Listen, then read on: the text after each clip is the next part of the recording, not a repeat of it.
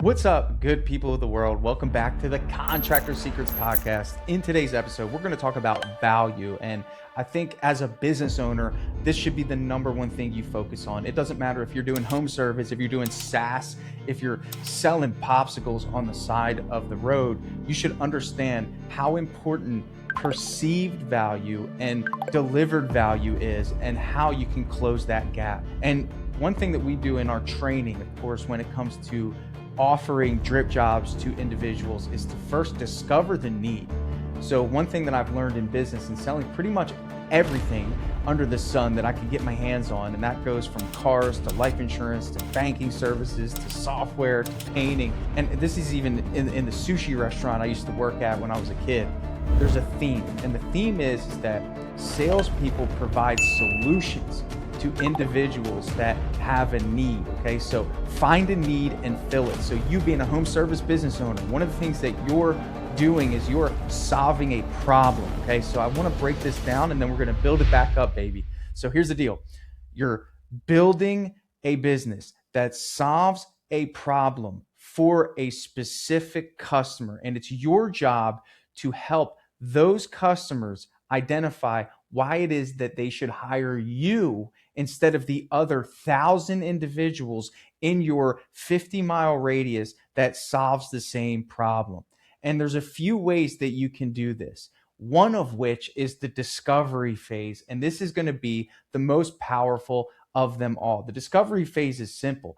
Really what it is asking or provoking interest out of your customer in a dialogue that highlights unique value proposition potential. Okay. Now, if you've never heard of this, I'm going to break it down even more simple for you. Okay. So you're a painting contractor. Let's assume that, and you have a customer that needs painting and they they inquire to hire you because they've come to the conclusion one of two things happen. Either they tried to do it themselves now or in the past and they don't want to do it, or they no longer want to do it, or they recognize that the feeling of the new renovation, the new walls, or the new look of their home is greater in terms of what they value than the money that they wish to spend on the thing. Okay. And what I want to do is help you understand that if you can understand this concept extremely well, you can sell almost anything to anyone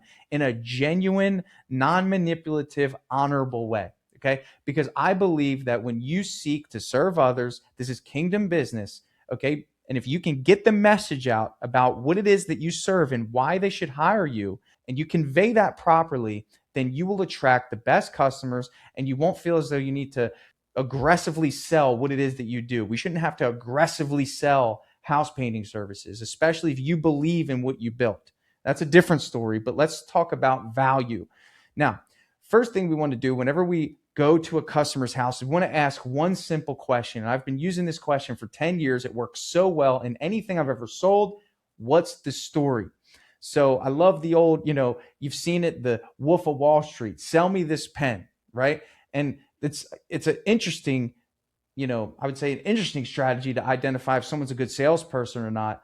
But what he's probably looking for, what I would be looking for is if the salesperson just word vomits their reasons as to why I should buy the pen, or if they first inquire so they can discover my or the prospect's reasons on why they need the pen, and then fill in the gaps as to why that specific pen solves that problem.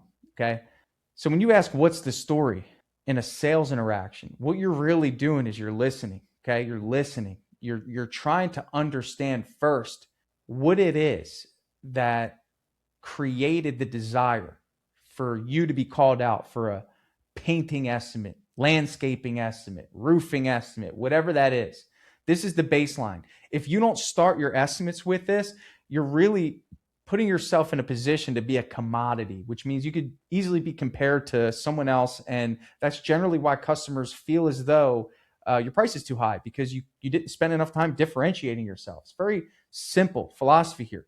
What's the story? And what you want to hear is the first thing that comes out of their really their heart is what you're going to hear. It's like, okay, well, I'm tired of the way this looks. Or it's cracking, it's peeling, it's rotting, it's fading, or my kids just moved out, or the HOA, they're on my back, right? And as a good salesperson, which I hate that word, but it's a facilitator of value is what you are. You're going to listen to that. And you should be thinking, okay, if I were in this position with this specific need or desire, what would it take to sell me on this individual that's presenting value to me? So in other words, I would think, okay, are they going to provide convenience? Did they listen to my need? And are they going to create a custom tailor solution around my situation? Okay. One of the instances that we find that where we sell the most work in my business is whenever someone is moving into their house and they want it painted before they move in. And the reason that this is our highest converting customer, I wish I could build a business around just these people, because they recognize that our business offers something that many other painting businesses cannot promise: speed and efficiency in one. We work in bigger teams and we guarantee start dates for individuals that are moving in the day after they sign their paperwork. So what we did is we created an offer, we created value for this specific customer, okay? None of that has to do with painting. And I think one of the things you wind up finding yourself doing in home services is you think that the value that you create is just the thing that you do. And you are thinking of it the wrong way because everyone else is doing that. So when the customer calls and says that they're moving, you're thinking, okay, great, let me get you set up for an estimate. Oh, well, I have to call the realtor. Okay, great. How do we get in touch with the realtor? And you're just kind of focused on the job. When they call us, we say, oh, well, don't worry. We've seen 100 houses, just like the one you're probably about to buy.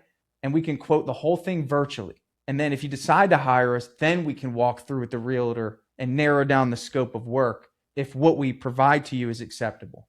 So what it does is it eliminates the friction. And we built that in a way that honestly, to be honest with you, it really came from my experience moving and the moving parts of moving, and then understanding, man, moving is stressful. How can we create a white glove experience for the customer in a stressful situation? So that is value beyond the thing that you do. So when I go back to value, I think, man, like, we don't see ourselves as a painting company. There's no way I would operate with that mindset. People don't need painting that bad where painting is the only thing that I can sell, right? Like, in other words, if there were no painters and like no one could find a house painter, I wouldn't have to spend my time going back and forth about convenience and efficiency and making sure I have all these guys. It's like, I just paint. Buy from me if you want. But if you don't buy from me, you're probably not going to find someone else, right? I always go back to my buddy who does slate repair, like in Virginia on these specific roof types. It's like, yeah, good luck finding someone else that's an expert here, okay? But the reality is you probably are working in a market that has thousands of other people that they can call at an instant, and chances are they're going to be able to garnish a pretty good result. So if the only thing that you're offering is the thing that you do, nothing beyond that, then that's why you're being treated the way you're being treated. You're being treated like a commodity. You're being treated like, you need them more than they need you, which means they can find someone else and replace you if the other alternative is cheaper. So they can save money and still get a decent result. We can't allow that to happen if you want to survive in business. So you need to understand value. So I went and gave you an example of how we create value for different buyer personas. And you should be a student of your buyer persona in your business, right? So for me, we get people that call us that are moving in. How can we make it easier for them? We get people that have wood rot repair. How can we make it easy for them? We have people that want stucco repair done before painting. How can we make it easy for them? We have people that call us that have an HOA letter. How can we make it easy for them? That's servitude, okay? Service beyond the thing that you do. And people wind up recognizing that's different. That's worth paying more for. That's something the other company didn't do, right? You probably have heard of these things before. You need to reverse engineer them and apply them in your business. Very important. So when I talk about value and eliciting responses through questions, what you're doing is you're using that ammunition we just built about all the different personas, and you're trying to categorize the individual that you just created as one of the personas so you can present the value. So in our business, there's 7 different personas that we've identified. What's the story helps us pick which one we're going to create value for. So when I go to your house and I do an estimate, I say, what's the story? And you tell me that your kids are moving out and you want to refresh the space.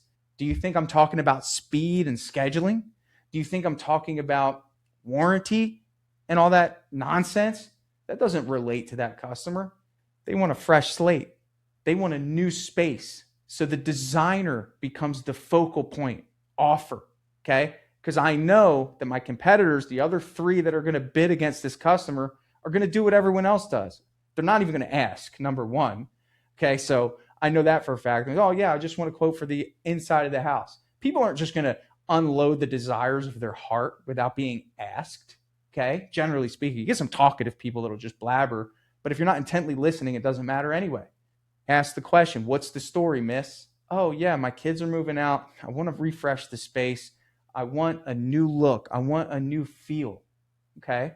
Let me ask you this. Have you chosen colors yet? Now we're going deeper, right? I'm not going to say, oh, I have a color consultant. No, it's like, have you chosen colors yet? That's the secret.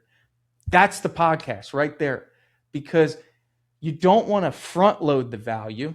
You don't want to give it all up front. You want to help them see it even more, okay? See the value even deeper. Well, I'm tossed between a few colors. Right? Oh, you are? No problem. One thing that we offer is a free color consultation. It's completely free. We do it for about 95% of our customers. And what she does is she comes here and talks you through what will look best for this space. There's no pressure to even pick what she chooses, but she's great and will give you some awesome ideas. And if you like them, you don't have to go back and forth to the paint store, and we can speed up the process so you can see the vision you have in your mind, okay? This is what I'm talking about. This is how you create value in a way that highlights what it is that you offer, but first making sure the customer can see their problem, okay? Because you know the problems. You know what your customers go through, okay? So you want to position safety nets along the way. And that's what a good business does. They're creating value. Now, I didn't need to do that as a business owner. I could have said, I'm not paying $100, $125 for a color consult to come out here and sit with my customer. But I understand that if I don't, then I'm just a commodity. And do you know how many people that have hired us simply because we have the decorator? That's just an extra layer of value that we're adding on top of the painting. And the price is worked into the premium price anyway. So, it's a thought process, and it's a mindset to serve first. I want to highlight this story, and we're going to wrap this episode up because I don't want to overcomplicate this concept, but I just want to give you a concrete example. My mother-in-law, she's from Cuba, okay? They don't have a lot of technology out there. My wife and I visited a friend and had dinner at their house with our kids. Our friends made us French fries. Now, you might be thinking, Tanner, what are you saying? I'm saying is they made it with this commercial grade potato French fry cutter. And you put the potato in, you pull the lever down, and it creates perfect French fries. Now, in my experience, I never even tried making French fries because of how difficult it was, okay? And I remember thinking to myself, man, that's pretty cool, right? Wow, that solves that problem, right? And just thinking how cool it was. I was like, wow, neat. My mother-in-law loves making French fries, especially for the kids. And she cuts them real good. I'm always impressed. I'm like, how do you even cut a potato and get it to look like a French fry without anything, right? You're just using a knife. It's dangerous. We bought one of these things, and my mother-in-law comes over, and I go to show her. And when she didn't understand what it was. But when I put the potato in, pulled the lever down, and it made the French fries, essentially what happened is it made them look great. She looked at it as if she had seen fire for the first time. Her eyes lit up. And it made me think the degree in which people value things is in direct proportion to the pain that they either think they're going to experience if they don't have the thing, or that they've already experienced without the thing. So how does this relate to you? Well, the thing about it is that if you're not creating either the former, right? if you're not bringing up a past experience and creating some sort of alternative to your offer, or you're not highlighting a potential thing that they might go through. Now, I'm not saying scare people. In the example I gave you, have you chosen colors? Opens up the door for, oh man, that is a hurdle I didn't really think about, right? Or have you done this? Okay, well, I can help with that. Have you had anyone check behind the boards to make sure it's not rotting? No, well, we can help with that. Okay. Have you talked to someone that is a professional stucco repair specialist, not just a painter that says he can do it? Oh, well, we actually subcontract someone to come in. So that's the future pain avoidance. And then the past pain you could also use to create value in what you do. One of the questions we use for that is, have you ever hired a painting contractor before? And then let them talk. I did. How was it? It was okay. What didn't you like about it? Well, I'll be honest, the guys that they brought over, they didn't show up on time, and one of the guys smoked, and I have real bad allergies. Well, Miss Jones, I just want you to know, and if you didn't already know this, I just want to share. We don't allow smoking on our jobs, number one. And number two, all of our guys have to clock in, and it gets verified with GPS from the office. And to be honest, our guys are so good that we never really have to check it. We haven't had anyone show up late in a long time. We value your time, and that's one of our standards here at Premium Painting. Separator. I highlighted her past pain. She told me it. I didn't create it. I asked questions to get there, and then I provided my value. I stuffed it, okay? Right there. I filled the gap because that's going to be a question mark, right? And then she will value that because it's a past pain, just like my mother-in-law valued the potato cutter more than I did. I mean, I thought it was great. She thought it was amazing, man. Her eyes, now she loves it. Now she'll never go back. You know what I'm saying? Be that standard. But the only way to do that is to create the desire, or at least know about it, because we're selling air. We're not selling something someone can instantly see, you know, and that's another important point about selling a service is people can't see what it is that you offer during the sale process unless you really focus on it, unless you really highlight it. They have no clue. And you can't expect people to see what you know. You know, I remember early on, I used to highlight how great my team was, man. And I wanted to drop names. I'm like, Louis, your project manager, he's so good at what he does. And I believed it. And I remember that helped a lot. And then when they met Louis, they were like, oh, I see what you meant. You know, the other side of this is building a business you actually believe in, building a production side. And that's where the focus is. That's where the work's done, man. It's making sure that the deliverables are tight. And if you're a salesperson or you're a business owner, you need to make sure the deliverables are tight. Don't be creating a business and trying to sell things unless you're starting out. I get it. But at the end of the day, you're going to leverage that invisible feeling that you create in people when you're confident, when you believe in it. It's like Routamize, right? Like, I don't put out junk, man. Like, so for me, like, I know I'm so excited to share Routamize because we put in the work. We know how good it is. We know that this thing is going to make. Honestly, I think that every service business in America is going to want this app. If you drive from house to house, simply because number one, I know that we put in so much work, research, dedication into this product. And number two, I believe in it. So you pair that. If you sit in front of me, I'm going to close you. And it's not because I'm good with words. It's because I'm good with belief. I'm good with creating value. I'm good with trust. Like, I'll give you, I can stake my life on it, that you will see value in what it is that I'm selling you. And that is powerful leverage. But the goal of this meeting we're having here, okay, whatever you want to call it, the goal is for you to understand that people don't value things that you value unless they have a reason to value it. And you need to elicit the pain, get it out of the customer or the problem. It's not always pain, it's a problem. And then stuff your offer and show them, oh, hey, we solved that problem. Or, oh, hey, we'll help you avoid that past pain. This might be the most important podcast you listen to. I'm just going to be honest. I would listen to it again because it's hard to encapsulate this idea because it's invisible. And 31 Days of Value book, we highlight the invisible currency. And this is what it is. This is how you win in this business. Everyone I know that's scaling their business is hitting this. Maybe they don't quite understand it.